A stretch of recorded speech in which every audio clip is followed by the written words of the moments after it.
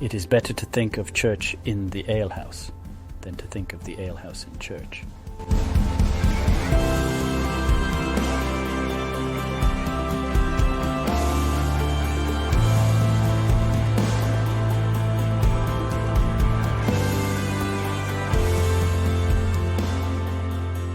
Welcome back to the Go to Hell podcast. Strong opinions weekly held about Christianity, the church, and beer. I'm your host, Tim Curley, and I'm joined by my co-host, Colton Pierce. Colton, how are we surviving in this heat? It's hot. Not too bad, actually. I just pay for an outrageous electricity bill. It's just what I do. I'm like, you know what? I'd rather be comfortable. And that's what I do. I cut back on certain things in my life to allow myself to be comfortable in my own house. So surviving, thriving, doing just fine, and not going outside. I just got my bike roller in this week, so I'll be able to ride my bike indoors in a nice temperature instead of having to go outside where it's 105, 106, or get up at the butt crack of dawn to go ride my bike. I'm like, no, I don't want to. So, no, doing well. How are you surviving this heat, Tim? Not bad. I don't have to leave the house much since I work in the house, but I did. Friday I was out in the heat. Saturday I was out in the heat. By Sunday, or Saturday night, and then Sunday, I was like, I think I got a little bit of heat exhaustion. It was just, my body was like, nope, I'm done. So it's probably a sign of how comfortable I am and how little how dainty I've become in not having to survive the heat. Because in my 20s, I could have been out in that kind of heat all day and not had a problem. Was in that kind of heat all the time.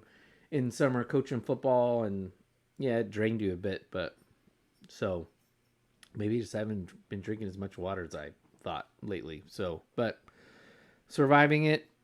But overall doing pretty well. Good. We both have a trip coming up next weekend, not this weekend, but next weekend. That's right. Guys trip, heading over to San Diego. This will be the first time that Tim and I will have been to San Diego together. I'm excited to go back. I think we talked about this last summer, that I'm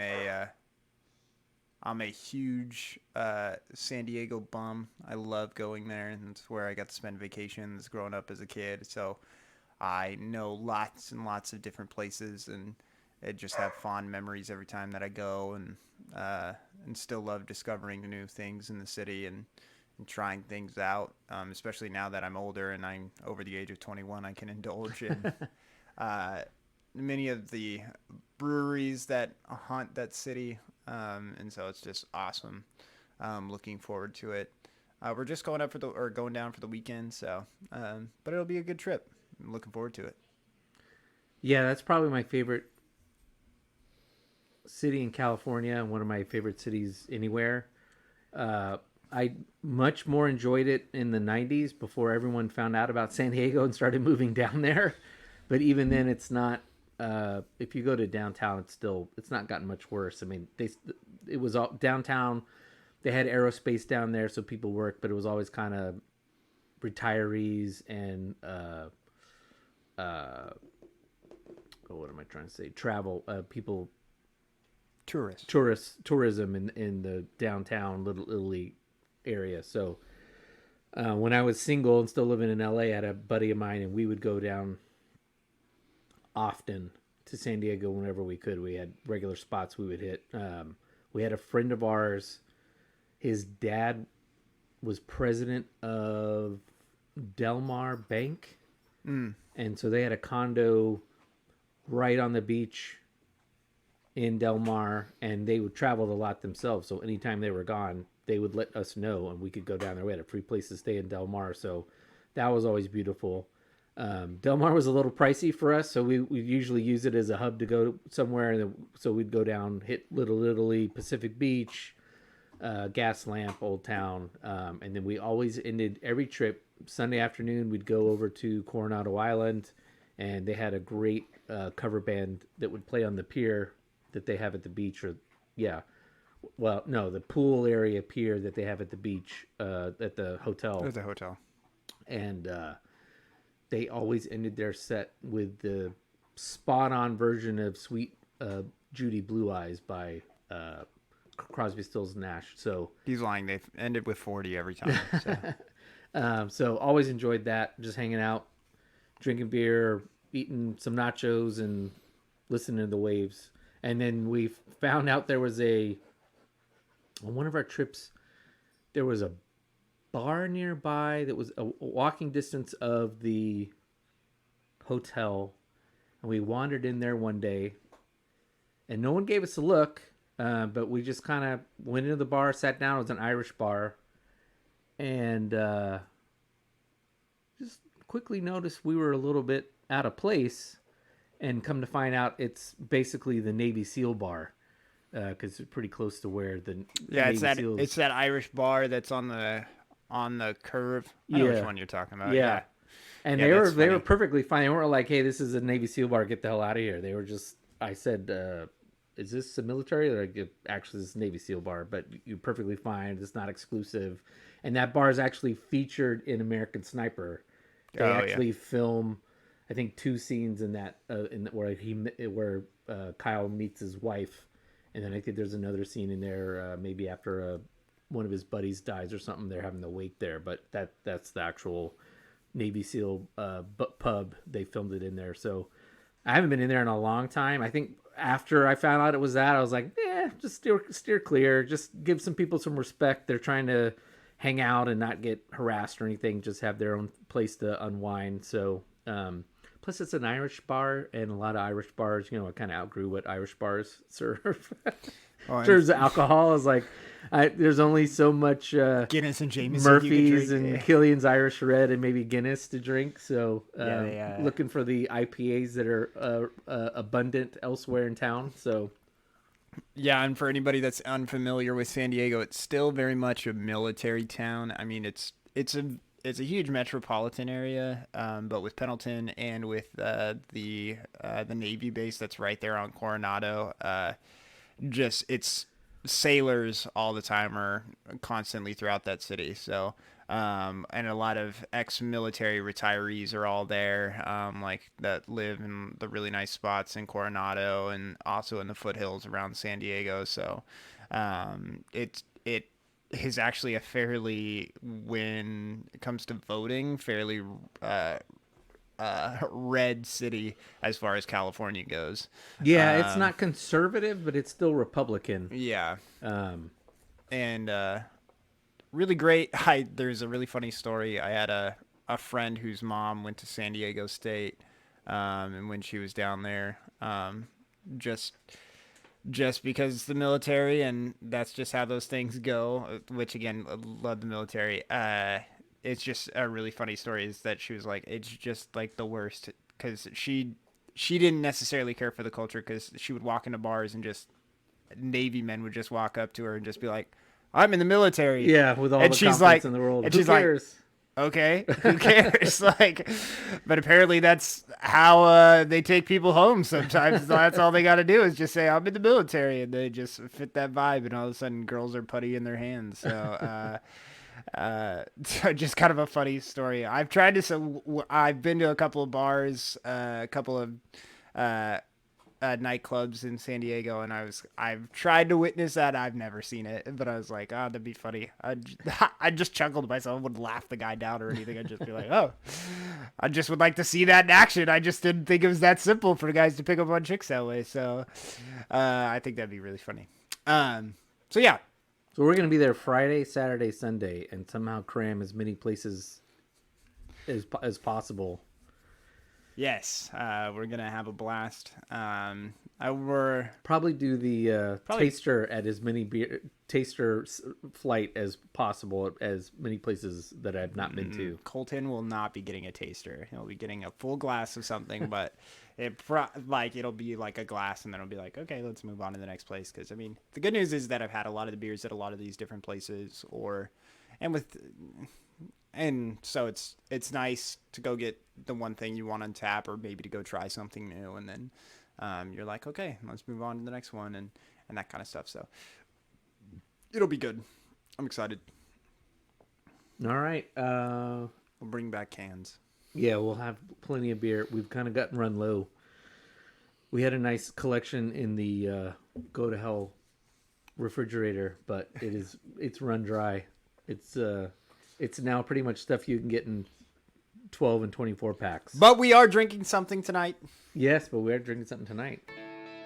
Sitting here drinking beer, talking guys, dreaming, killing time, living life with some. It is the Shaka West Coast IPA from Pizza Port Brewing Company. It also says Fremont, Seattle on here, so possibly a collab with Fremont. Don't see anything on here that says collab or anything, but it just has both of their logos on there. So, don't know. Really tasty. Nice, good West Coast IPA. It's straight up West Coast. So it's got a nice bitter flavor going through it. So good stuff. Any thoughts on the beer, Tim? Yeah, it's got a really nice balanced bitter taste to it, and it's very drinkable. It's 7%, so I would say it's a little bit of trouble in a can. We might be stopping by Pizza Port. We were just kicking it around. Yeah, we're still trying to figure out. There's a great not a great debate. There's a debate as a lot of the places that we're going to will be near us to where we can Uber or maybe even walk to. So yeah, and so we also got to figure out. But then there's places that are on the exterior the exurb parts of San Diego, and so do we hit them on our way in? Do we hit them on our way out? That kind of thing. Right, So. and just kind of depends on where we're going and what we're doing. So it's gonna be fun. We're gonna have a good time. And shout out, we'll be seeing our friend Nolan for the first time since he moved to Texas, so that'll be fun. Yeah, that will be fun. Shout out Nolan Jolly. You been listening to anything good? Or sorry, have you been trying to segue this in like a little bit better than? No. Last week I jumped the gun and I didn't know you had an article that you wanted to read or whatever. Oh, that's fine. Which you never responded to my statement that I gave you. I texted you on the way home don't text and drive, people, but I did text you on the way home and I said, here's my issue with that article that we had. This is our cleanup on aisle 5. You gotta say for yourself this time. You gotta clean up on aisle 4. Clean up on aisle 4. Clean up on aisle 4. Clean up on aisle 5. Clean up on aisle 3. Clean up on aisle 3. Clean up on aisle 7. Clean up on aisle 7. Clean up in all the aisles. Ooh. The comparison that they made the connection that they made in the article was from Taylor Swift to Sting. And I'm sorry, those, like, they're not the same level of pop icon. Like, they're not, you can't say, like, nobody's sitting there thinking that,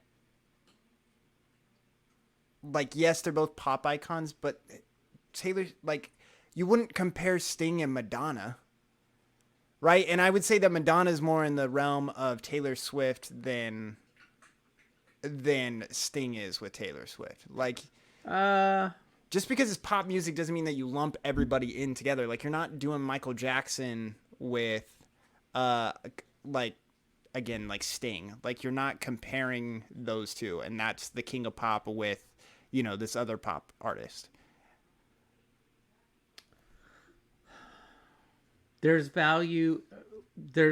I think there's certainly validity to that. I think he was throwing Taylor Swift in where my problem isn't that she's pop and Sting's rock, like prog rock when he's with Police, and then this kind of like jazz, bluesy pop amalgam when he's on his own Solo. It's not the style of music. I would say the clumsiness is she is with maybe with Beyonce maybe in her rear view mirror. She is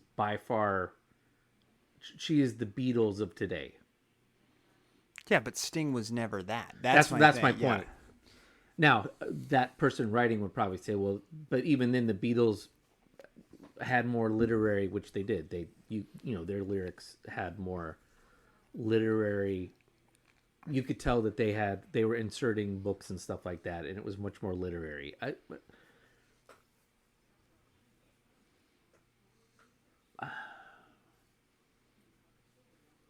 Yeah, it's just look. One of the reasons I think the thing, I think your criticism. I think it's fair. I also think it's being a little hypercritical. He's just trying to make like a comparison to today, and he's grasping at Taylor Swift. I think the thing about pop music today is it shows the level to which rock music has fallen off the importance of what is popular today. And there was a time where pop music was big, and then you had rock music kind of come in and I think take hold of the youth. And now rock's pretty much, I mean, sure, there are all kinds of new bands that are out there. They're online, you can find them. They're just, but in terms of what's really being what's popular and what's being listened to, I'm sorry, rock music's pretty much like older people music, and pop music is what kids are listening to. By and large, if we look, I think, at record sales and metrics on music services. So that I think is part of the partially that's the difference. So, but yes, I mean, Sting, the Police, for about a 2-year period, were probably arguably the most popular rock band on the planet, but not anywhere near to what Taylor Swift is. So, yeah, that was just kind of my thing where I'm like, it's just going with you're evaluating the article evaluated Taylor's lyrics and what she uses for inspiration in her songs, and it was like, well, yeah, but you could do that with several other pop giants of the 80s, and you could sit there and be like, look, there's not literary, like, acknowledgement there. You're fair, yeah. Madonna didn't have anything. It was, to be pejorative about it, her music was pretty much dumbed down. There wasn't any literary anything literary about it, nor any of the other pop music that I can think of off the top of my head that was going through.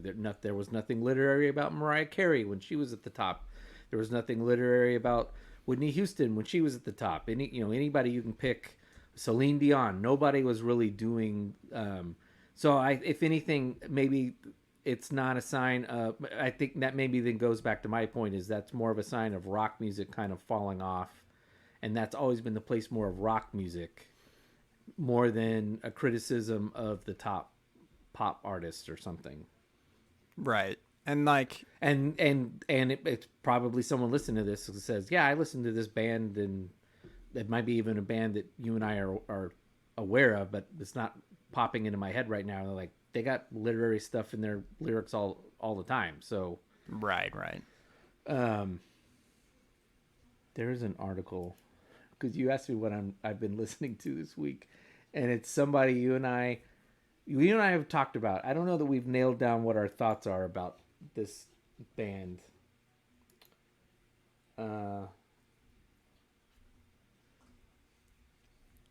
This band is, well, it's an artist, although he has a band behind him. Where is that? Here it is. It's an artist with a band behind him. So I've been listening to Bruce Springsteen. Oh, okay. I listened to Bruce Springsteen on the way here. Oh, you did? Yeah, I listened to Thunder Road.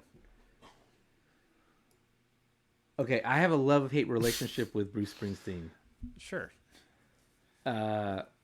What is your love-hate relationship? Well, part of it's just... You're like master lyricist. Well... Sometimes. Okay, I like early Bruce Springsteen up to about maybe Born in the USA. But even Born in the USA, I think, is not on par with what he did before. Like, Nebraska is a seminal, like, top 100 album. The River is a phenomenal album. Yeah. And it's not just... It's him with his strange... gravelly voice and the musicianship behind it, but the lyrics are also just much better. And then after after about the mid 80s, it just turns into just some of the worst kind of, it's just terrible. And this article I was reading this week was saying the same thing. This guy was basically channeling what I think about. You just felt validated as really. Yeah, I did, and I shared it with our friend Andy, and there were a couple lines in there that made him laugh quite a lot as well. I'm trying to find what they were. Oh, here we go. It's the opening of the article. He says, "I once inadvertently torpedoed a budding relationship when I told the girl in question that the boss was what rich people like to play to pretend they gave a damn about the working class. It hit a little too close at home. Word to the wise. Some of these Northeasterners take their Springsteen awfully seriously." So, and I get tired of his blue collar thing because I just find it contrived and bullshit. It's been that way for a long time, but whatever. Tunnel of Love is another good album. Meanwhile, the majority of country musicians do that on a regular basis. Yeah, but it's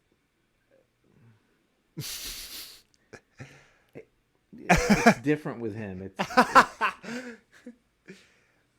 The troubadour is not able to be a working class man.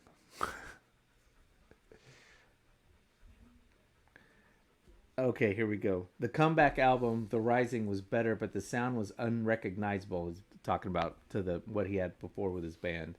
The band was buried under glossy digital production like the bastard spawn of Pearl Jam and Train. Wow. That's hurtful. That means, just so we're clear for those of you that don't understand, that means you couldn't understand what was being said, but you knew that it rhymed. That's because right. Train rhymes every one of their lyrics, but you can't ever understand what Eddie Vedder is saying, other than, oh yeah. Yeah, and then the music was... Anyway, so I've been listening to Springsteen. I've been listening to The River over and over again. It's really good. It's featured in one of Adam Sandler's movies. He's got several songs on it in one of his movies. And Sandler's always, if you're looking that what 80s, maybe early 90s, 70s music to listen to, just put in an Adam Sandler movie that you like, and you will get deluged with really good music from those eras. Sandler clearly knows his music. I would love to see his music collection at his house. He's also fairly talented at playing music himself. He is, and in his movie Funny People, there's a scene where he's playing the guitar, I think, with the two guys from Wilco, and they're just jamming out. It used to be part of his stand-up bit where he did the Jewish. He would play acoustic guitar. That was part of his shtick in stand-up, and then he'd do it on Saturday Night Live when he was on there too. So yeah. Anyway, that's what I've been listening to. So it sounds like you've been listening to the same thing, or I would listen to Springsteen on the way here, but it's we're just gonna call it my dad's remix. So Springsteen, Jackson Brown, and those guys of that nature. No, I can't think of his name right now. Why can't I think of his name? Seeger. Yeah, Bob Seger. There we go. See, okay, we have discussed this. I prefer Seeger to Springsteen. Yeah, I like Seeger's sound a little bit more. That's just I just like the way he sings. The band, I've watched Eurovision's thing that they did on Bob Seger and the Silver Bullet Band, and so that was kind of fun. Just listening to him talk about just traveling on the road with the Eagles and hanging out with Jackson Brown and just talking about all these guys and just writing music with them and just doing all that kind of stuff in the early California kind of vibe that they were setting there. So it was a lot of fun. And so I enjoy listening to that music. Like I said, it's kind of a specific, like I said last week, just kind of certain vibes just fit different times of your life. And sometimes when you're just cruising, those are the best songs to toss on. So, yeah. And to be fair, so I'll be fair to Springsteen, that the subjects that he does deal with, whether I think it's fake or not, but it resonates with people. The whole kind of blue collar America that's been had its back turned on it. John Cougar Mellencamp taps into that a lot as well. That resonates with people. It doesn't resonate with me, but what resonates with me with Seeger is he, in many songs, encapsulates that peak, particularly if you're a male, that peak, like, late teenager, going into your 20s, early 20s, just, I'm invincible. Like, this is the peak of life. I'm going to conquer the world kind of feeling. He does that, like I said, in several songs. So, and particularly his most famous song. So Night Moves is one of them, even though it's also a filthy dirty song. It's a great song. And then Like a Rock, and there's a couple others that just tap into that just peak of life. I'm stepping out into adulthood and I'm taking on the world. So Yeah. Good times, good music. all right, so tonight's topic. Colton and I had, what do they call it? A breakout? It's a hub. A hub with the group we've talked about a couple weeks ago called the Jesus Collective. And so it was a Zoom call, and it was Colton and I and I don't know, 40 people. 40 people. Most of them somehow professionally tied into ministry, I would say. I think there was one person in our breakout group. She seemed to be also a layperson, but most of these folks are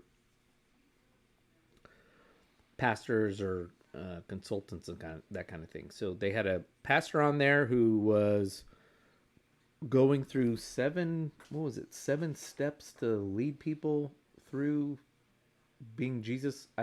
I wrote down all of his steps. I didn't write down the title. It was 7 steps of, to induce change, how to start getting people to change in your area, kind of stuff.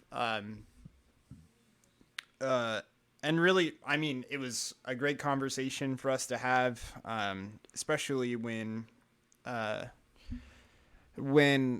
we started this, we talked about a lot of our frustration is built up around the things that we feel are not changing around us, where we feel like people are going to church on a daily basis and are completely content with their lives as they are and continually seeing the world as they want to see it. And when they go to church on a Sunday morning, they just want to take it and leave it and not be challenged and try to progress forward in their faith, and really challenge a lot of the ways that they live their lives and a lot of the ways that they view the world, and looking at it through that Jesus lens or that perspective, because a lot of people take their life and then allow Jesus to kind of fit in there as opposed to really viewing it through the lens of Jesus Christ and then understanding how to respond based off of that. And so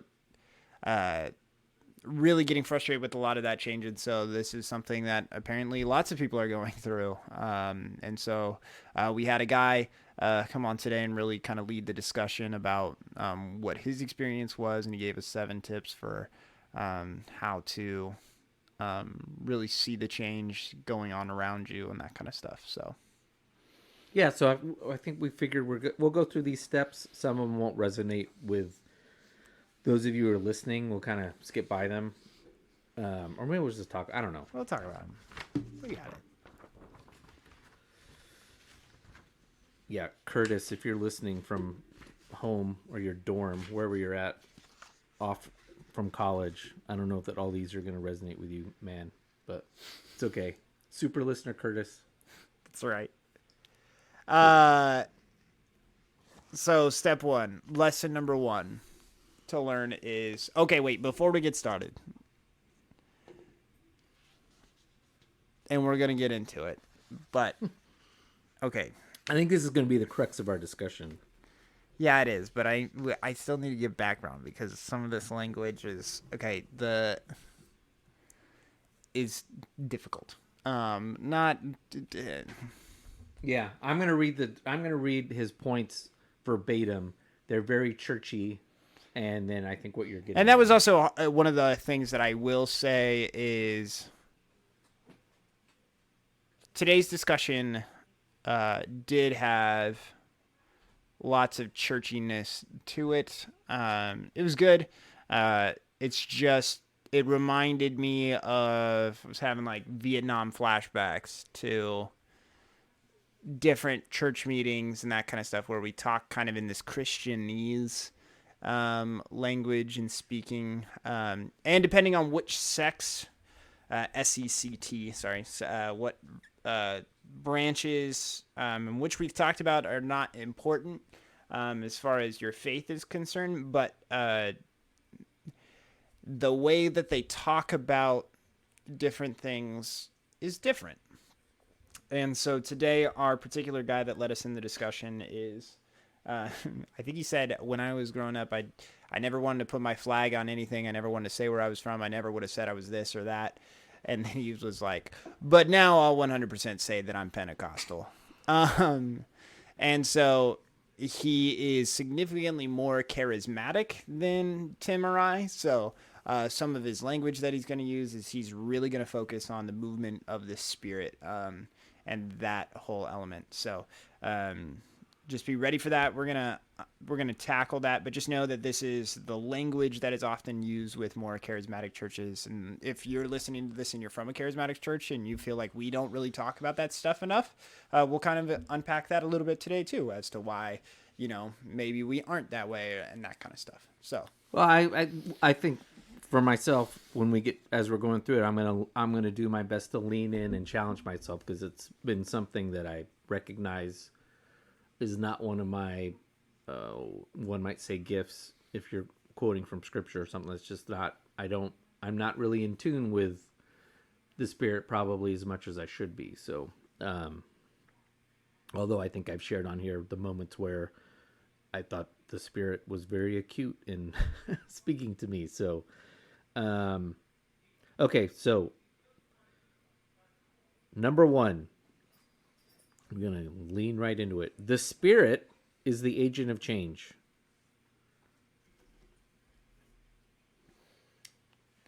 okay. So the Spirit is the agent of change is this idea that, again, there is nothing that we can do and like that's always such a tough term. There's nothing that we can do. I don't agree with that, but continue. I don't think that's what it means. But No. I know. That's why I was like, it doesn't necessarily mean that, but it's everything that we do and everything that happens is through the movement of the Spirit. Anything can potentially happen. There's a variety of different outcomes, variables, blah, blah, blah, that can happen, that can exist based off of the way that we act, we react. Other things act or happen within our atmosphere, in our world, in our universe.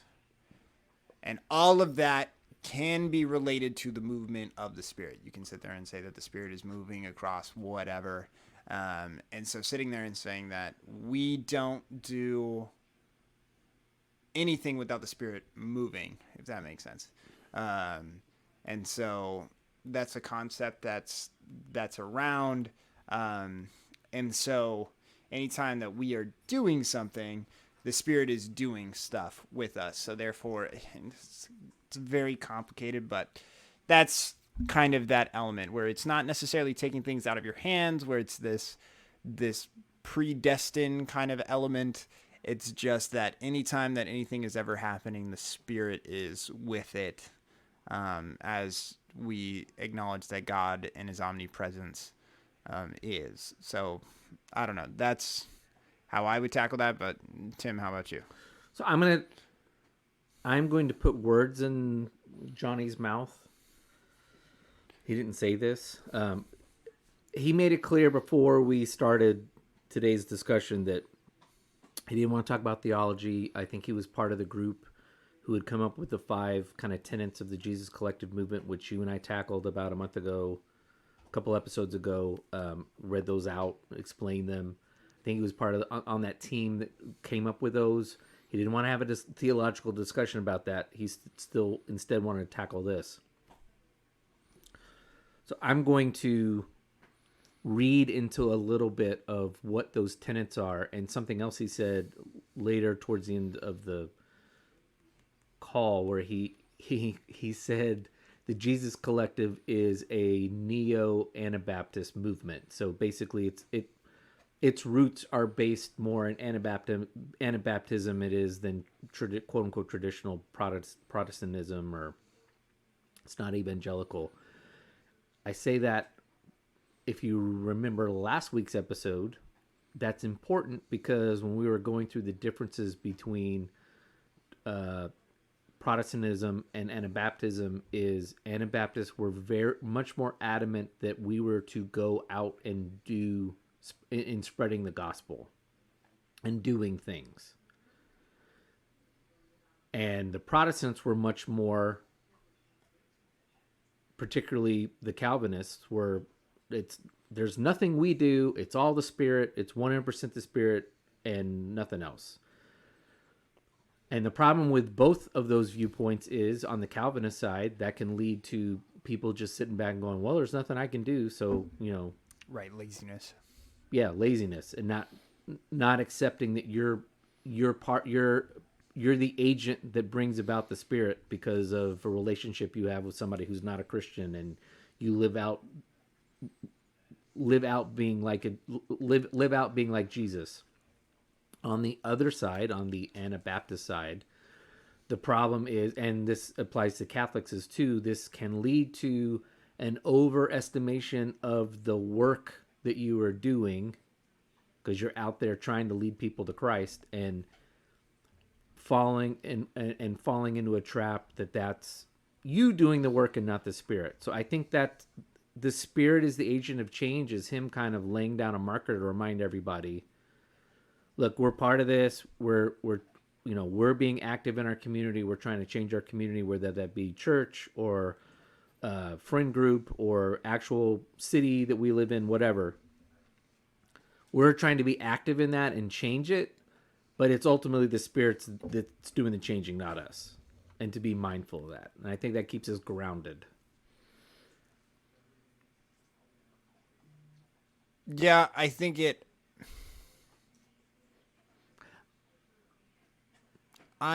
it's yeah. I agree with what you're saying, that it's like this marker that he's putting on it. It's still just a little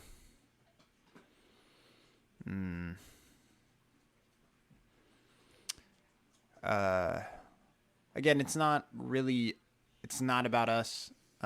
It's not about what we're doing. It's really about God and his plans. Yeah. But it's not, I don't know. The hard part is still recognizing that. Yeah, I guess he was making the comments for anybody that was sitting there thinking that they are doing this themselves. If you're sitting there and you're thinking that you're the ones out there causing this change to happen, or if you're sitting there and you're banging your head against the wall and you're feeling like this change is not happening and I'm doing all that I can. Right. And it's like, if the Spirit's not in it, then like change isn't going to happen, kind of stuff. But again,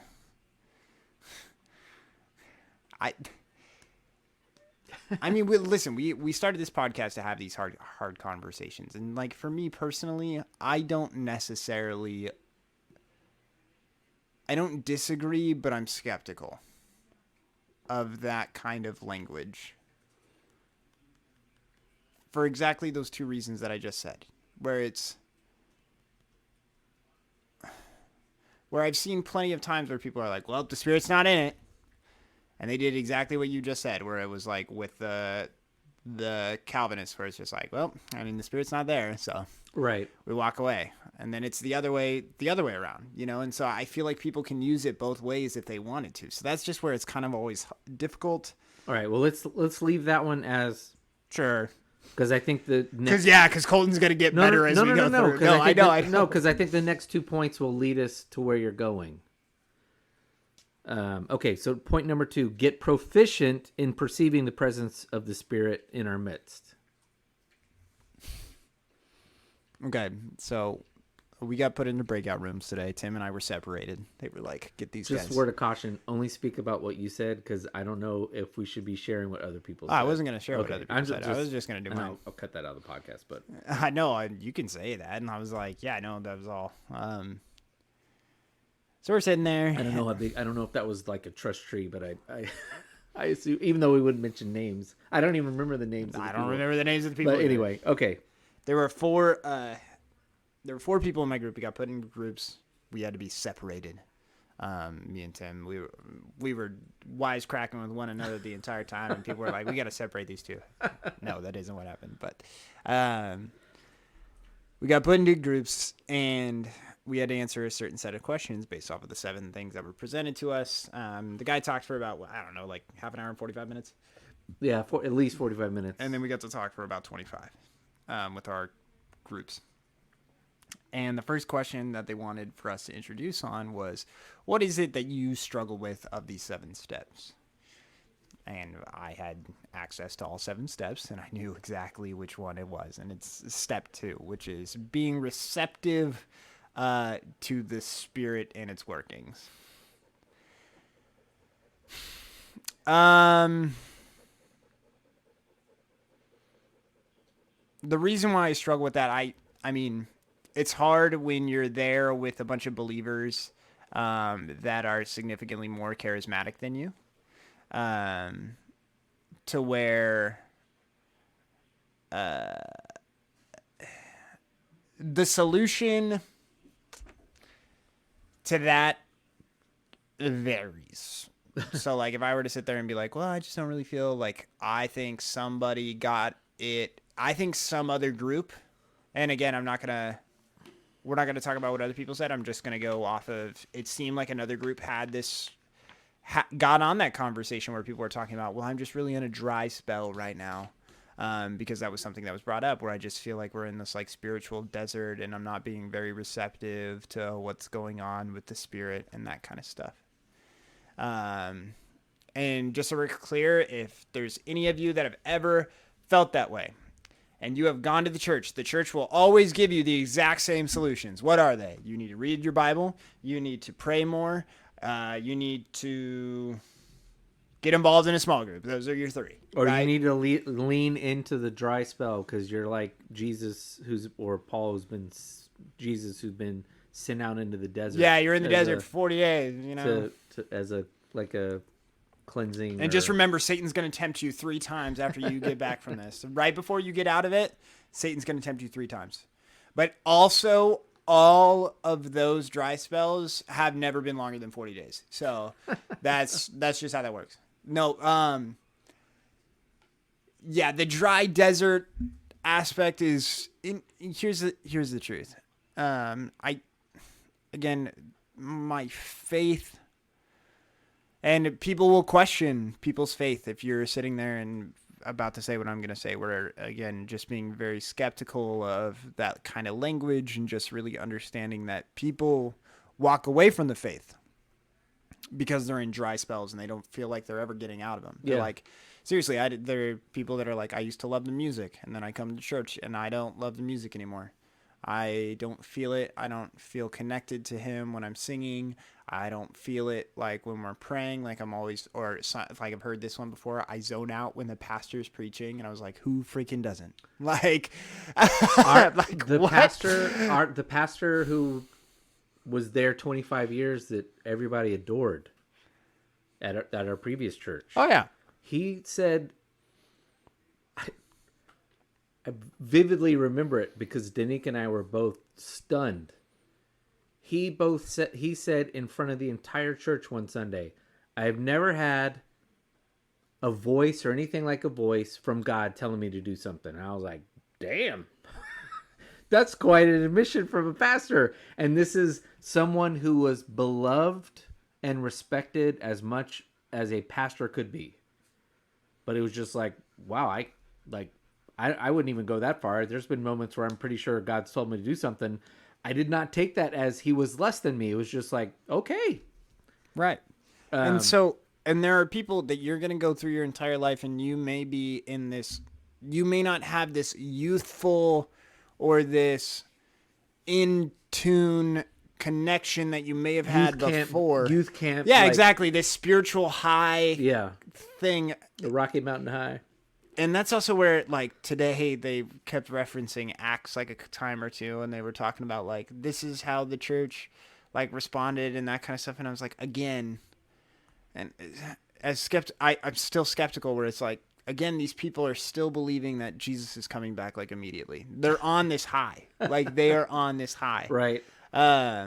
They just got to witness the greatest miracle of all time. And so, yeah, no shit, they are believing with all of their heart and their mind that he's coming back, like, within the next day, in the next 3 hours or whatever.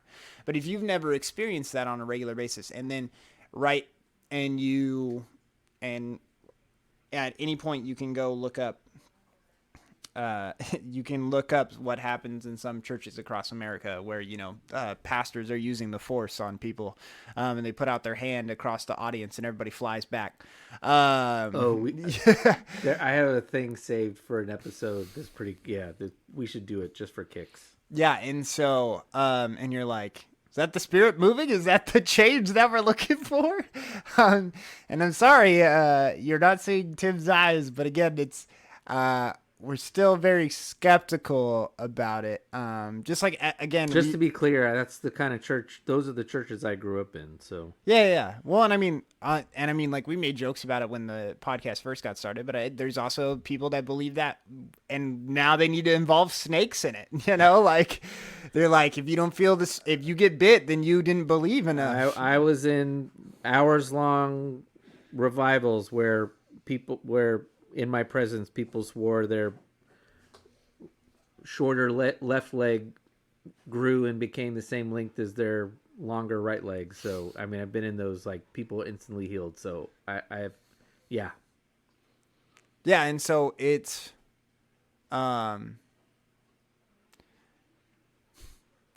this is okay. Your struggle is a fundamental problem.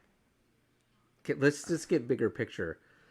Look, Jesus drops this Holy Spirit thing, and he never really says anything about it. He just is like, the Spirit's with you. Yeah, and I mean, like, well, and then Paul and Peter, right away are trying to struggle with it, and I'm sure everybody else whose writings and discussions aren't written down, and so I think there's a lot to unpack with this, and what we're talking about now is just this idea of, right, because here's the thing, right? Jesus drops the mic. He's like, if you had faith even the size of a mustard seed, then you can move the mountains, right? And people are like, or you will do greater things than these, right? Those types of things that he says. If you had faith, then you'll do greater things than I have. Or it is your faith that has made you well. Right. Right. And so that is where people, and where we've seen it and that people weaponize that. Right. Where we saw the girl was, like, praying for, her friend, like, pouring over it, like, I hope she gets cured of cancer. I hope, I'm praying with there's nothing more than I can give. Mm-hmm. And her friend with cancer dies. And people walk away because they're like, it says it right here in the book. It's the whole basis of Christian scientism, which is we don't need science. We don't need medicine.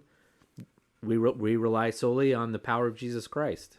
And if you die, or if something bad happens on you, again, it's that whole concept. It's the will of God. It's the will of God. Or you must have done something wrong. Right.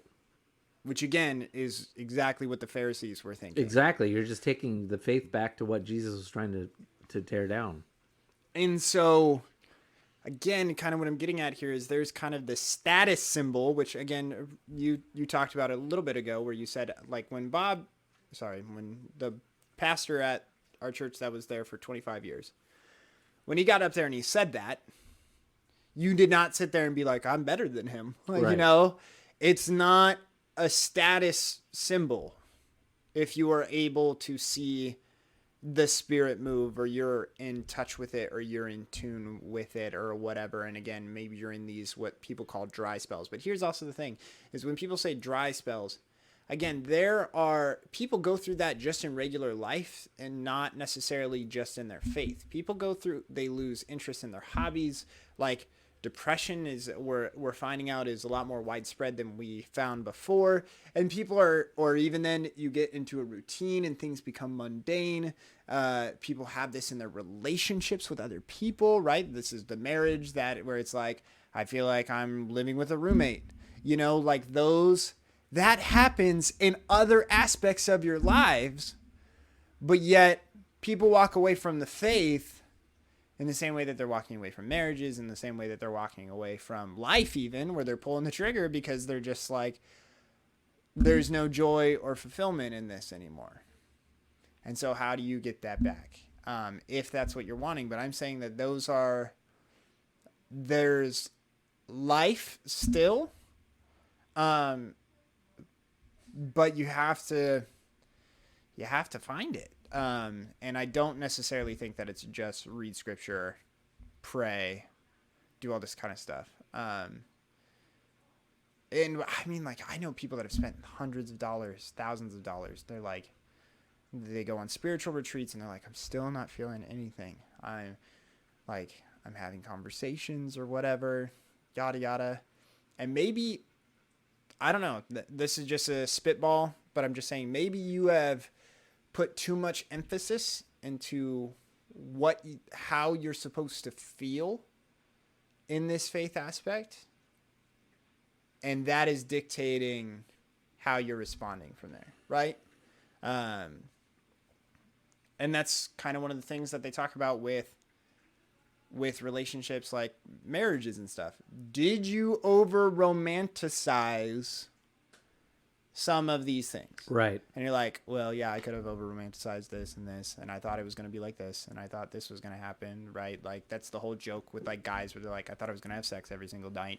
And yeah, and every single morning. And then they're like, what? Like there's this over romanticization of our faith and what we think is going to happen. When again, and that's what I loved about us going through Mere Christianity, is that it's really looking at those basics and building from there. And I just am so cautious around this language of being in tune with the Spirit and that kind of stuff. That being said, I do think that it's something that I struggle with. I do believe in the Holy Spirit and what it does.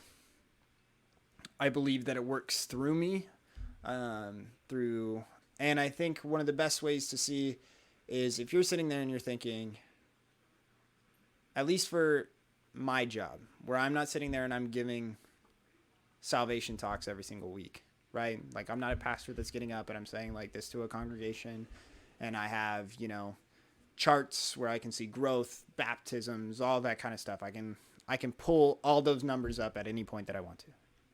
I don't have that in my job. Instead, what I have is I am loving teenagers every single day, except for the summers. You're on your sabbatical. Yeah. We'll get to that. We'll get to that later. I am giving them love, care, and affection, and showing them the same love that Jesus Christ has given me. And so just maybe my challenge to myself is trying to be more in tune with that, because sometimes, and really and seeing what those relationships are doing for me and for those people, for those kids, and see the change that's happening there. Because that's where I'm going to see it. If I see it anywhere, that's where it's going to happen. I could have it in my relationships that I have with my friends and that kind of stuff. I'm looking for different things from those relationships where they're more challenging, more provoking, where it's like, hey, adjustments of my character and that kind of stuff. But I'd say that for the part where I'm sitting there and I'm loving teenagers on a regular basis, I want them to, I want to see, hopefully, they sit there and they say that was a positive experience, was being in Mr. Pierce's class. And and he made me feel loved and cared for, and that's what's important. And maybe through that, the kid might have changed, or some slight change in their life, or maybe some point later on they have a different conversation with me. My dad's married kids that he taught, where they came back and they were just like, hey, like, we heard that you were a youth pastor at one point. Would you mind like marrying us? And he'd be like, absolutely. You guys were a couple in my class and I loved having you guys and all that kind of stuff. And so, so I think that those types of things, I think they'll happen eventually, but it's just hard right now, especially when you move jobs every couple of years, to really see that long-term change. So that's how I plan on trying to be more in tune with the Spirit in my occupation in my life. How about you, Tim? I feel like I unpacked that a lot, so you can give your 2 cents on it. Again, I think the problem is it's an issue. I don't know how much of a problem it is. Well, it's a problem in that we make it a problem. Look, Jesus, again, is vague about the Holy Spirit. He just says this thing's going to be with you, but he doesn't give any parameters. Doesn't give us a user manual. He doesn't give us really even a description of what it is and what it's supposed to do. And we, being humans, like to have answers to everything. And so we quickly try to define and categorize and say what it is and what it isn't. And so, sure, if you're on the more charismatic side of Christianity, which I am not, Colton's not, it can be seen as it's this emotional thing. Like, it's well, as Colton, I'll use Colton's language, even though, and this is probably unfair. I don't mean this as a pejorative to charismatics, but it's almost like this romantic thing where it's giving us the warm fuzzies in our faith, and neither one of us are motivated by that warm fuzzy feeling that I think some people feel from the Spirit. Probably my wife is a little bit more on the side of the warm fuzzy feeling that the Spirit gives people, but I think you and I, Colton, are more, our faith is more intellectual. It's not spiritual. But I would also say, when I read this, I don't know how the presenter I don't know how he defines the Spirit. And he didn't, to his credit, he didn't define it either. He didn't go out of his way to define it. And maybe we're reading too much in because we're just assuming because he's Pentecostal, or it's just style. Just associating the language that we've heard before. Right, style. When I read get proficient in, I'm just going to be really practical about number 2, and it's I'll just say it's my spin, it's my interpretation.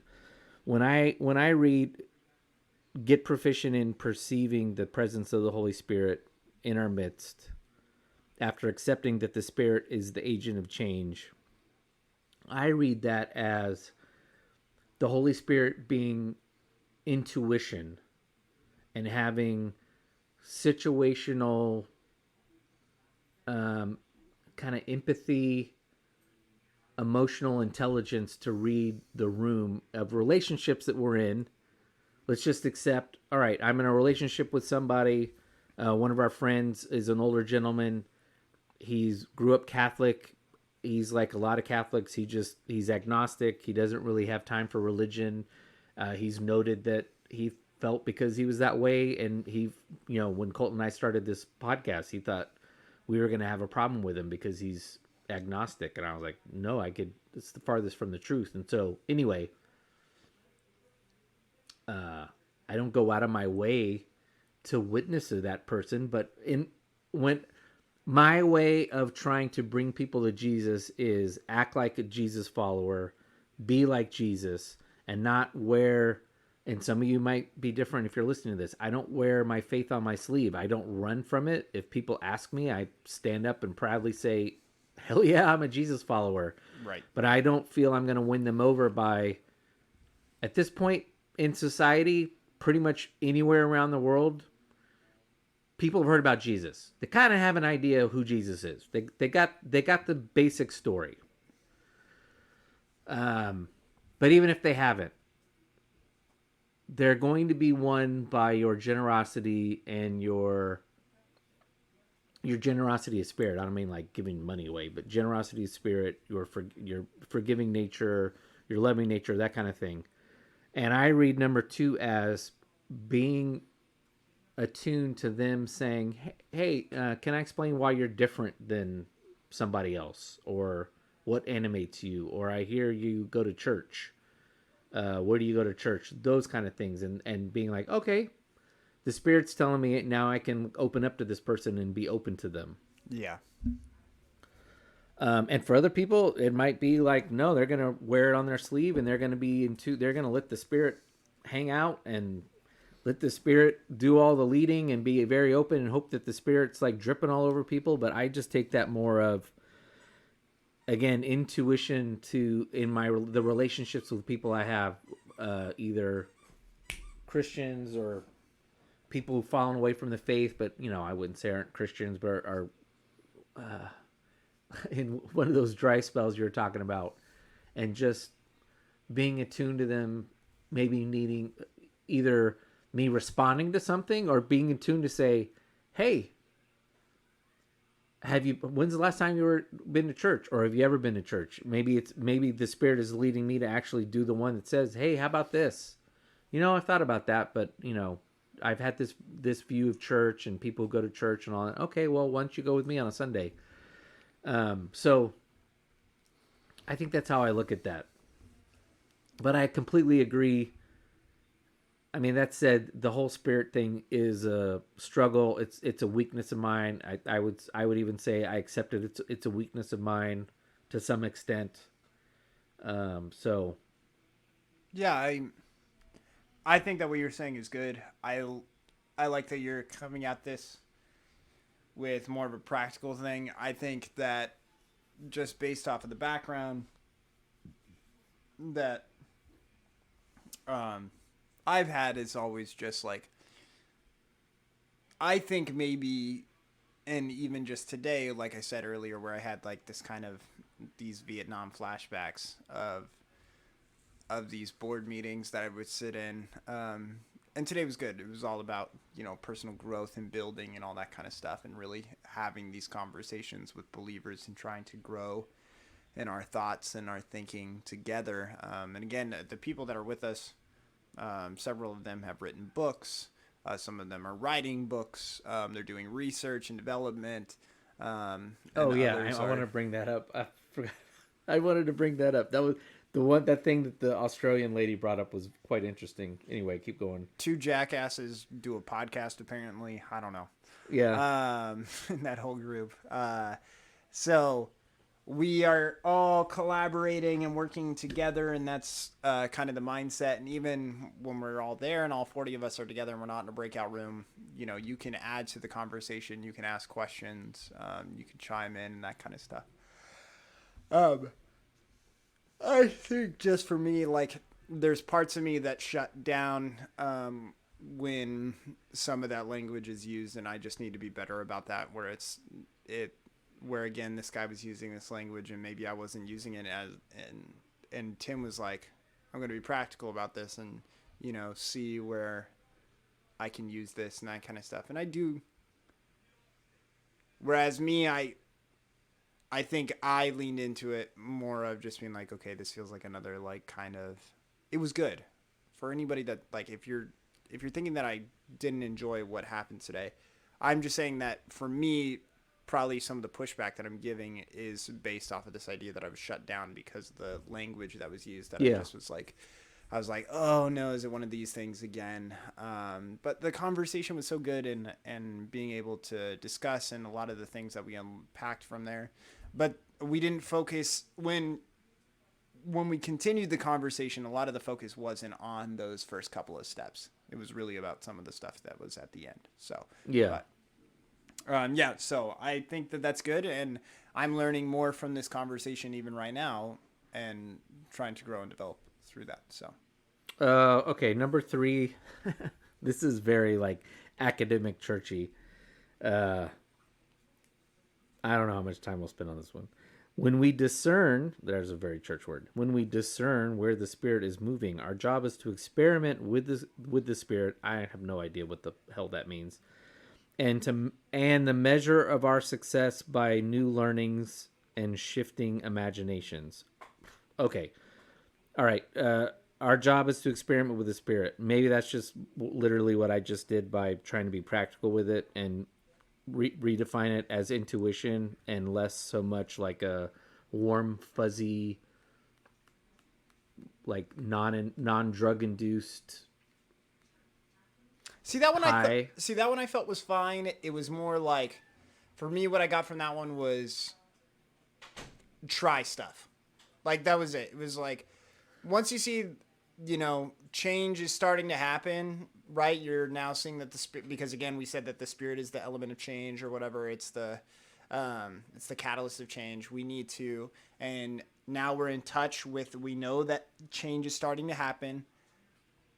Try stuff. And that's where he was talking about, hey, we tried things and it did not work, but I would have never known, that kind of stuff. Yeah, I guess so. And that was an important moment. If you're listening to this and you just go to church and you're not part of leadership, this is, I think, a good little growth moment for you. If leadership tries something out and it's a huge failure, don't like draw all your wrath and ire at them. Yeah. Great change and great great change and invention doesn't happen without catastrophic failure. And so I think a lot of times in our churches, we want like all the trains to run on time, but we also somehow want our trains to like exponentially get faster and more efficient every year and all that. It's like, well, that only happens without us trying something different and it just flopping terribly. But so often you and I we don't experience this at the current church because we stay out of that crap. But at the previous church, it was like, anything new that flopped, it was like you were going to hear about it on Monday with 1 million calls and 1 million emails of like, how dare you, and this, that, and the other. And it's just like, okay, well, we can just stay muddled in the same old like we've been doing for 120 years, or we can try something. And sometimes it's going to fail miserably. And also remember that, churches collaborate on a regular basis. They are collaborating with people up and down the state, around the world. And so there are things that are working for churches in other places. And so your pastoral staff may sit there and say, oh, let's give this a try. And they try it and nobody is onto it, and it could flop and be miserable. Okay. And you could have the same demographics, but it's just the way that your congregation responded to that particular thing can cause things to just flop and just end miserably. It doesn't mean that it wasn't a good idea and that it shouldn't have been tried or whatever. It just means that just those people just weren't into it. It's kind of a funny thing. Our youth pastor growing up was 100% sure, he was adamant, because we would go to leadership conferences and we would go to different things. And pastors would give him recommendation, and he was like, nope, that just will not fly. And they're like, well, based off of your demographics, based off of your numbers that you have, this will work. And he was like, nope, you just don't really understand how Tulare works. The youth in our town, he's like, we go to Hume Lake, everybody's got their hands up, and then there's the Tulare crew that's all just sitting there, nobody's singing. It's just all of us just standing there solemnly, everybody's on the spiritual high, and then there's Tulare First Baptist Church just all sitting there all in black clothes, just we're the emo crew. So except emo means emotional, and none of us are getting emotionally involved at all. So just kind of a funny thing. So that's true. Just know that those things can happen at any time. It's all it's cultural. We've mentioned our friend JC, who was on staff for a while. I think that was part of, he had no problem trying out something new and seeing if it didn't work. If it didn't, okay, move on. Yeah. Love that. And that was part of the reason why he didn't really fit at that church. And I think that's why he ultimately just, one of probably many reasons, but it's just for some reason, church people just expect stuff to work. And again, if you show up on Sundays, or maybe you're kind of nominally involved, leading a small group or something, but you're not really in leadership, you got to give your leadership a wide berth in failing. Now, if your leadership stands up and wants to pretend something wasn't a failure and be like, nope, it worked great, we just decided not to do it, that's where you hold them accountable. But if they're willing to own it and say, yeah, we tried it, didn't work, we're going to move on to something else, pat them on the back. I mean, that you should be open to that kind of thing. So. Yeah, I think that anytime that whatever organization that you're a part of, if leadership went, they put the time, the effort, and they did it right, okay, then they cannot, and it flopped based off of public participation, that's not on them. Right? If they did the work, they ran the numbers, they did all this kind of stuff, they're like, this should be successful, they focused on it, they ran it through, it's not this half-ass thing that they threw together, right? Which is funny because, I mean, like, these big churches can, like, they could half-ass something and everybody shows up. Right. But for some of these churches where it's like, if they could put in months of work into something and it could flop, and that's devastating. And so if you sit there and you rake them over the coals after that, that's not helpful. That's not right. But also something that I would encourage is that it takes your participation. Again, you are a part of this community. And so if you want it to be successful, if you want those events to be successful, then you need to participate in them. Yeah. So you become that person that's like, okay, like I had plans this Friday night, but you know, this event's happening and I'm on leadership here, and so I should be a presence there. It doesn't mean that your life is made up in the church, right? I still believe that there's a healthy thing where you need to step aside and not necessarily be a part of everything. But still, there's an element of you need to be a participant when things are happening, so that way things can be successful. And it's not on just those people to carry it all the way through. So, and that's usually what attributes to their success. So allow for churches to try things is what I would suggest. As we've been discussing, I've been rethinking this. I'm going to now focus on the back half of this and how actually, now that I'm looking at it, how profound this is. And you reminded me as you were regurgitating how he expounded on the point. Our job is to experiment with the Spirit, and this is the key part, measure our success by new learnings and shifting imaginations. And this is something Colton in particular has hammered on a lot in the podcast. It usually comes up when we're talking about, it always comes up when we're talking about Church Inc., whether it be related to worship or youth or whatever. We start getting in the nitty-gritty of how church works and all that kind of stuff, the dirty insides, the business side of it. I think this is really important. This actually, I won't go into detail. This came up in our breakout group, but you and I have both been critical, you in particular, correctly, of churches get into a problem. It either happens short-term or it happens long-term. I related to this when I talked about Hillsong. When you start fixating on growth in headcounts or growth in income, you are destined for some kind of catastrophic failure at some point. And I'm not saying that that means that church is going to die or implode, but in terms of a big kingdom discussion, that probably means at some point, yeah, you got a lot of people sitting in their seats and you got money coming in somehow, but you are not generating anybody, you're not really generating people of substance.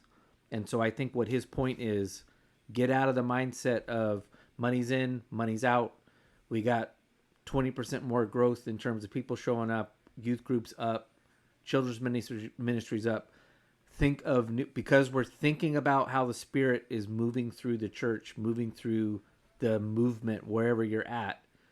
We now have to get out of this human, very, very enlightenment, modern, consumeristic mindset of let's crunch the numbers, and if the numbers don't add, then we're clearly failing. You might be. We've told this story before. At the church we're at, the predecessor of our current pastor. Our current pastor was on staff at the time, but his predecessor just decided, had a change of heart. Basically, I think even before this was a Jesus collective thing, he had a Jesus-centered reorientation, stood up one Sunday and told the church, we need to completely change what we're doing. And the motto of this church now is Jesus plus nothing equals everything. And within at least a year, maybe 6 months, half the church had left, because he had basically told them all of these little things that you hold on to that are central to your faith don't mean a damn, and we're not going to hold on to them. And people got upset about it, and they had literally had a church split. I'm sorry. From a kingdom standpoint, with all due respect to those people who left and were upset about it, that is a kingdom win. Yeah. Every other metric within our society would say you lost half your you lost half your customers, and you lost half your revenue. You're a failure. But that church has since grown back, and it's brought in people who are in line with what that pastor envisioned. The pastor unfortunately died of cancer very suddenly after that. Our current pastor has taken the mantle and run with it and held firm to it. The church is better than it's ever been from, again, a Jesus-centered, Jesus collective point of view. And that's where that mindset has to come in and say, like, no, we're going to judge success differently. And the problem is, I think, it's numbers are easy. And when you're not dealing with numbers, I think everybody who's trying to be faithful to what success is trying not to fall into the trap of self-adulation and say, well, we're doing this better. I get this feeling we're doing this better, we're doing that better. And so really you're just as much of a failure as reading things by the numbers. And so that's where it gets difficult. But I think what Johnny is saying is absolutely accurate. We've got to look at new ways of what is actual growth. Okay. Number 4, I don't know how much time we need to spend on this. You should expect resistance. Yeah, that's... I think, we talked about plenty about the resistance that we're going to get, especially when you're trying to do change. I think what was good, though, is, and something that we had talked about in our breakout group and what had been talked about with the large group, is you don't expect the resistance that you get sometimes. Yeah. So like you should expect resistance, but sometimes you're like, you get it from the people that you may have bought in on the change with, but all of a sudden you get to do women belong in leadership in the church, and all of a sudden walls come up and resistance happens, right? Like you guys were good, everything's fine, and then one specific thing sticks out, and all of a sudden somebody digs in their heels, and it's like, whoa, we were running. Right. And you stopped. And yeah, relationships some have been broken because of this. And so it's just kind of one of those things. So completely understandable. This is something you and I both lived out. Yeah. For sure. Okay. Form rhythms personally and corporately that help us live healthy and sustainable lives. One of the notes that I wrote down for this one: kingdom leadership creates wounds and fatigue, but there's a difference between leading from healed wounds and festering wounds. So that one hit home for me. I actually got a little bit emotional and realized there's still some festering wounds from things that have been talked about amply on here, and I can't even articulate what those are, but clearly they're there, which is why I'm not in leadership and doing this podcast instead. But from a 20,000 foot perspective, I think this is one church has probably always dealt with, but we're clearly seeing, I think now church has probably always had a hard time dealing with this. Probably in an older period, particularly like 100, 200 years ago, when people didn't really have as many vocational options as they do now. It was harder to move. If you were in one of these seasons where you needed to take a step back for a couple of years or whatever, You didn't have that option. And so what did that happen? That led to somebody leading a church who probably shouldn't be leading a church. And I think we're seeing that now today with, I mean, I don't have any numbers in front of me, but I've seen recently the number of pastors that are just leaving the ministry altogether. And I think it's burnout. And we have a terrible, America is either singular, or there are very few countries like America, maybe Japan or Korea, that is as driven as we are in our work life. Europe and Canada have a much better work home life. We wear it on our badge of honor how much harder we work than other countries around the world. It shows the level of productivity and all that. I don't agree. I only work half of the year. I don't know what you're talking about. And I think we do that to our pastors as well. And I think this is one of those areas where church, if it's going to continue, has got to continue to think differently. And I think part of that, the pastor who was talking today is part of a co-leadership model, which doesn't work for everybody. But yeah, I'm probably at our church, there's people who are pissed off about the number of times our pastor's not preaching, but I see it as healthy. Because burnout is a thing. Yeah, I think people need to understand.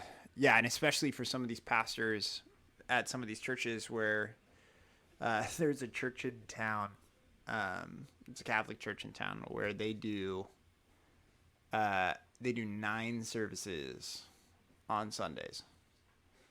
9 services. I think it's 3 in English, 6 in Spanish. And it's the same priest. He's up there and he's given the same spiel 9 different times. And he goes every single Sunday. Everybody knows Father. I can't remember his name. And it's crazy. But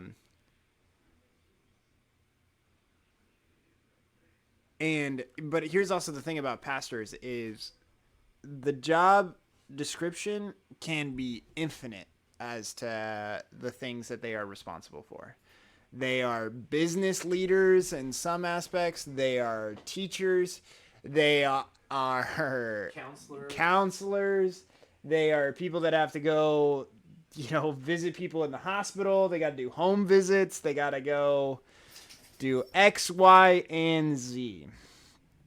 And we don't put, if you're listening to this and you're on a board, one of the greatest things that I can encourage you to do is to encourage the opportunity for your pastor to put boundaries around, or you on the board put boundaries around what it is that your pastor is supposed to be doing.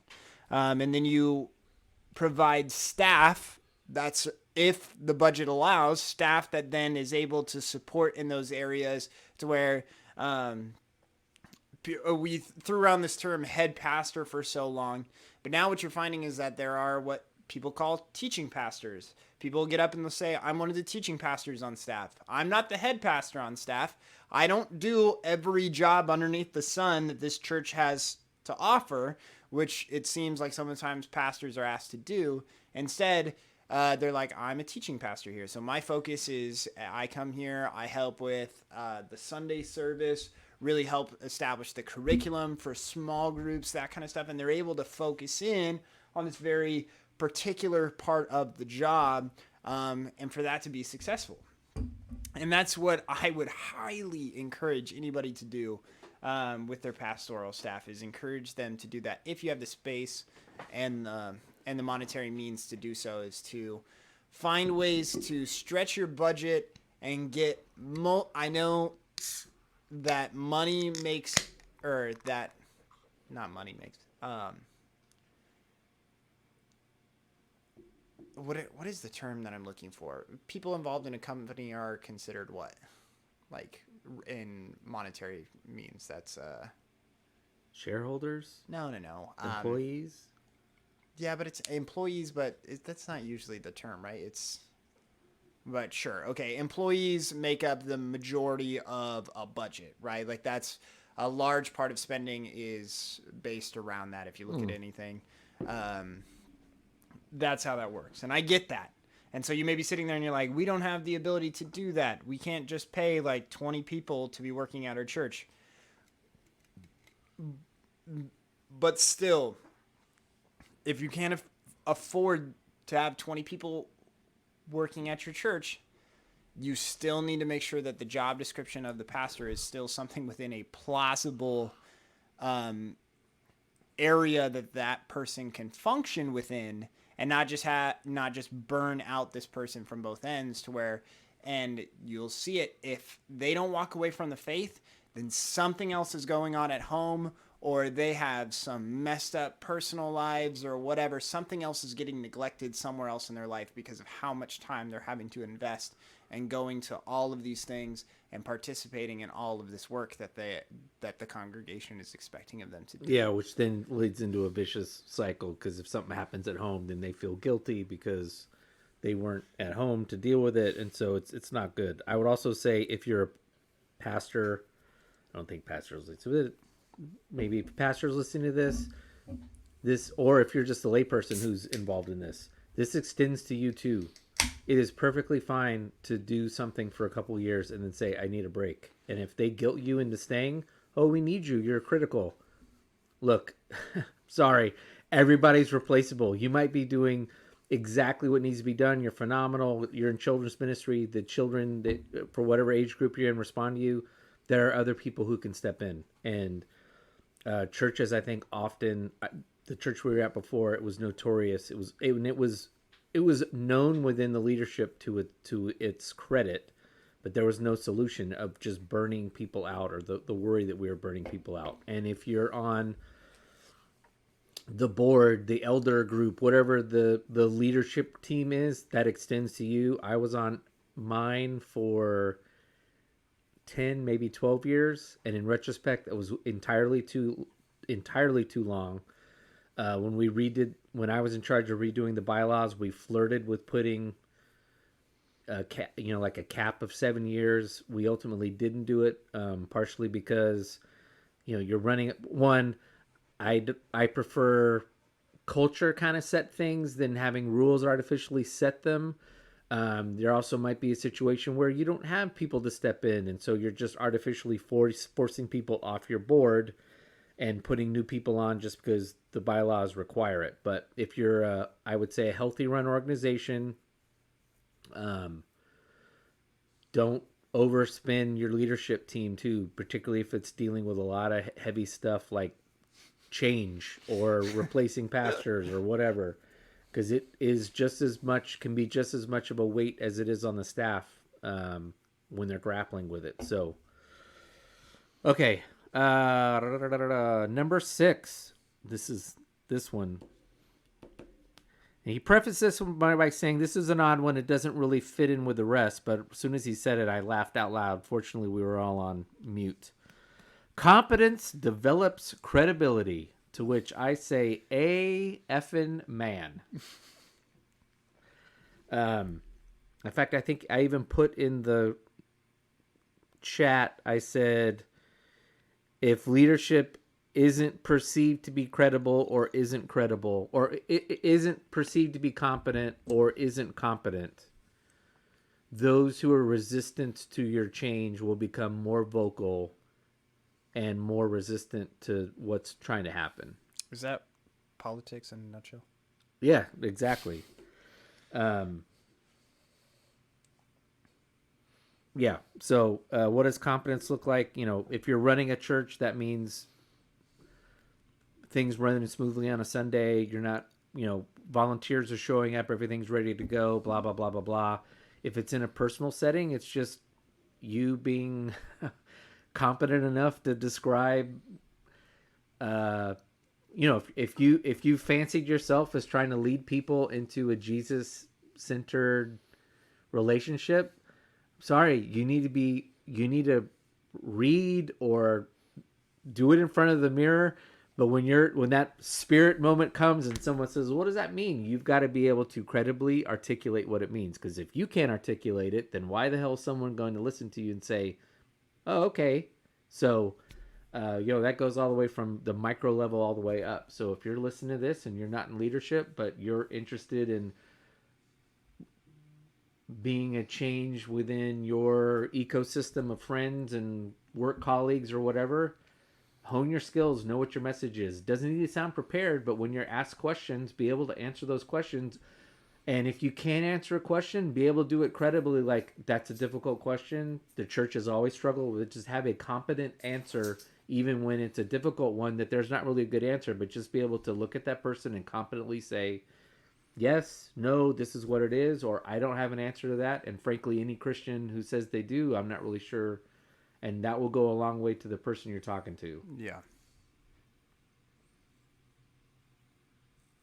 Yeah, I think Tim hit this one really well. I think, yeah, I think that's just how trust is established. Is like, if you seem to know what you're doing, then people will follow you. But the less you show, then the less confident people are going to be in you.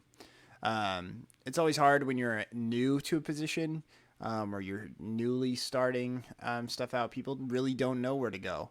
And so keep pushing through, and you'll find that people will follow you. But also still be open to criticism. Make sure that you have people that are checking on you throughout the way to be like, hey, this is, I'm not saying that you give in to every single, but have that trusted few that are just like, you're doing great. Let's just do a couple tweaks here and there for your competence, to be able to instill confidence. So, yeah, I mean, credibility goes back to what we talked about with failing. Credibility doesn't mean you hit everything and you knock everything out of the park and everything. Yeah. You come in and whatever changes you're making, let's say to Sunday mornings, happen. That's not it. Credibility also is just like what we talked about before. Something epically failed, and you'd be able to sit down with the church and say, I didn't half-ass it, or you just say, we didn't half-ass it. It just didn't work. Or it might even be, we thought we could do this, but the model that it was on required a lot more resources, and we tried to do it with less resources, and that clearly was a failure. Yeah. I will say, out of experience, when you are vulnerably honest with people as a leader, particularly those who are opposed or skeptical of where you want to go, you'll either sway them to your position, or they will reluctantly fall in behind you and decide not to be a resistance to change. And that happened at the church we were at before when we were trying to make changes to the bylaws. There was a lot of people. There was, I think, initially like 20% of the church was very skeptical, and we had numerous meetings. I had personal meetings with people who were opposed to it. And every single time I went out of my way to hear what they had to say, repeat to them what their point of view was, and do so in a accurate and honest and non-negative way. So not impugn to them negative motives. Even when I thought maybe some of them were just resistant to change, don't accuse people of just being resistant to change. Accept their position and say, I see value in what you're trying to hold on to, and I see specifically, here is the value of how we're doing things now. However, we need to change things to move. And when they hear that, look, if you don't sell them on that, then they're just, frankly, just being hard-hearted, and you're not going to sway them anyway. But a lot of times they will, and they will see you as credible. And I still have I don't have personal relationships, but those people still reach out to me, and I am very honored to say they always tell me, when you spoke, we always thought you were being honest with us and credible. And that's a lot. But frankly, that's the problem with politics in this country, is we don't have people who own up to things. We don't have people who are willing to say, I made a mistake 10 years ago. I'm now changing my mind, and here's why I'm changing my mind. I'm not just changing my mind because I think it's going to win me votes, but this is why I made the decision 10 years on this vote or this policy decision. I now see that it was wrong, or maybe it wasn't wrong then, but now it's not meeting the needs of the country now. We don't have people who are willing to say, I made a mistake, or I'm willing to change, and therefore they don't sound credible, and it all sounds insincere and an attempt to buy votes. Yeah. And church should never be that way. And it certainly shouldn't be that way in personal relationships. No. If you're there trying to beg, borrow, steal, emotionally manipulate someone who's a friend of yours, who you truly love dearly, but you're trying to emotionally guilt them or something into being a Jesus follower, going back to number one, you're not allowing the Spirit to be the Spirit of the thing that does the agent of change. So Yeah. all right, number 7, remember the gift of your calling. I was going to be short shrift about that, but it just, look, if you're listening to this and you're a Jesus follower, you have a calling. You have a purpose. If you don't know what that is, spend some time thinking about what that is. It doesn't have to be something within a church. It doesn't have to be something either professional or non-professional within an organization of a church, but you have some kind of calling. You have something specific to give to the kingdom of God, to what Jesus is trying to do in building his kingdom now, not in heaven. Find out what that purpose is, whether it be really good with the guitar, whether it be empathetic to people who, because empathy is, whatever that is, find out what it is and live it out and lean into it. And then going back to 1, let the Spirit work through you in that purpose, within that gift, to bring people to Jesus and make this world a better place. Yeah, really lean into, always when it comes to, when people talk about these gifts or these callings, always what we recommend is just lean into what it is that you like to do and what you can do through that process. You may be sitting there and you're like, I've never really been good at anything, but I'm a welder and I've got a welding equipment at my house, and I've known people who've done crazy things and have given them to homeless communities, or they've just offered their time. Carpenters have been able to give up their times and what they've been doing. Somebody's like, I've got a lawnmower and I'm able to mow lawns. And so every Saturday I go out and I mow somebody else's lawn or whatever. And I do it all for free and that kind of stuff. Those are all things that go a long way into the building of the kingdom. I want to emphasize that, because I didn't mention that, and I'm glad you did. Some of the most profound stories I've heard from people in church or outside of church are just the fact that somebody at a church that they knew was a church person who was older or whatever, they were having physical problems, couldn't move out of their apartment or needed something moved within their apartment or whatever, and Jesus people showed up and helped them move things or mow all those little things you were mentioning. Those things can be much more profound than leading a small group and leading people through trying to think through, what Paul was talking about in Timothy. Yeah, well, and I mean, actually, this is a great thing that I know about, and maybe you're sitting there and you're extremely annoyed with Tank. Thanks, Tank.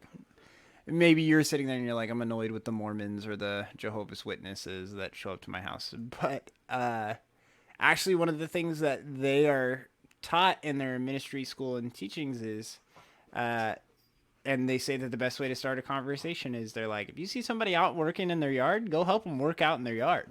Like, my wife was out pulling weeds and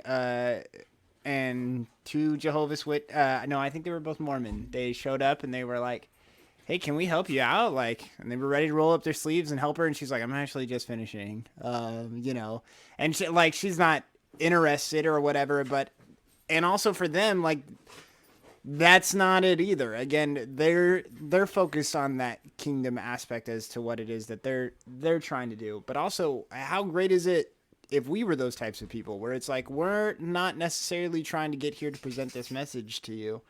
We just want to establish that relationship, and we want to help you in your time of need. And you're out here working away and having this, can we help you out? And you see those things. And again, there's a lot of people that are out there and they believe that they're not good at anything or whatever. Again, lean into those hobbies, those things that you like to do, and see how you can use them for good. We always talked about that with any volunteers that came through youth ministry. We would sit down with our volunteers and we'd just be like, hey, whatever it is that you like to do, we just ask that if it's something that you're interested in, ask the guys group, be like, hey, is anybody interested in going to the lake and fishing this weekend? We'll take it, like, me and this other guy, we're going, and we're taking a car, and so we got 5 seats in the car, so there's up to 5 boys that can go or whatever, and they take them. Or they're like, we wanted to build this, or we had this guy who was really good at woodworking, and he was like, I want to take some time, and we had heard about him, and he took some time and built skateboards with the kids on in the garage at TFPC, and so that was really cool. Yeah. There was one spring break where me and a buddy who's a science teacher, we took a couple of boys and we built NASA has it on their website where you can build a bottle rocket launcher. So we built it with like a bike pump, some plywood, a rubber stopper, and a hose, and we built a bottle rocket launcher. And me and a bunch of junior high kids all one spring break just blew up bottle rockets up, and we all had building competitions and all that kind of stuff. And it's just and like we had a blast. Like, it was just fun stuff that we wanted to do, and we just brought along people with us, and people are going to cherish that and remember that for a while. I remember it. So there's different things. Just reach out and figure out where you can help wherever. It doesn't necessarily have to be in a church either. There's plenty of organizations that you can reach out to, or maybe it's straight up, I'm really good. You may sit there and you may think to yourself, I make the greatest peanut butter and jelly sandwich in the world. And so you make 20 peanut butter and jelly sandwiches, and you drive around and you look for homeless people. Yeah. And you just hand out PB&Js.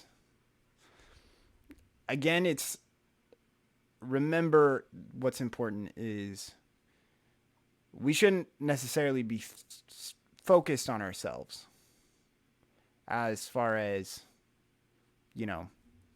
everything revolves around me kind of aspect.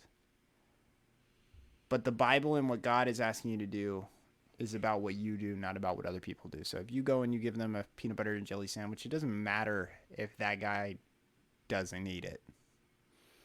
It's about that you saw a need and you tried to fill it. Yeah. That's always what it's about, is you sat there and you saw that the world was broken and you tried to help fix it. Every single time. And those are the gifts that we've been given. And so take advantage of them and don't forget them. Yeah, so to wrap this up, your faith shouldn't be something that you just hold inside and not share with people. That doesn't mean you have to wear it on your sleeve and go telling everybody I went to church on Sunday. I'm a Jesus follower. Live like Jesus. Talk about Jesus when the Spirit calls, when you feel your intuition or I've already shut down from this conversation. be open to it and be part of trying to bring more and more people to a very Jesus-centered relationship.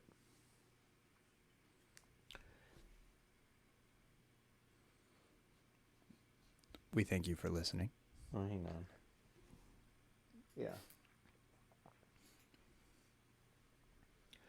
So, we thank you for listening to this episode of the Go to Hell podcast.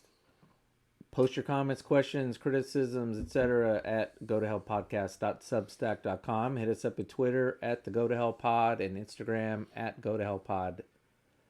You can email us at tim@gotohellpodcast.com or Colton @gotohellpodcast.com. And if you're really upset that we weren't filled with the Holy Ghost power, go to hell.